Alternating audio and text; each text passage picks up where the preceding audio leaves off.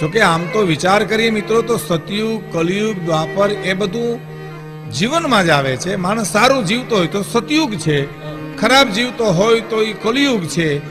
મહાપુરુષો તો એમ કીધું કે અંદરની દુનિયા સારી છે તો કલયુગમાં પણ સતયુગ છે, પણ એની સંખ્યા બહુ ઓછી છે.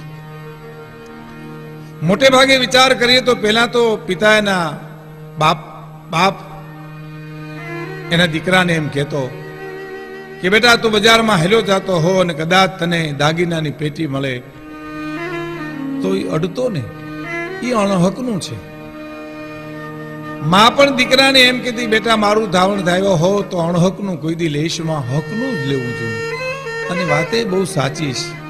અણહકનું લીધેલું હોય ને કોઈ દિવસ શાંતિ ના આપે.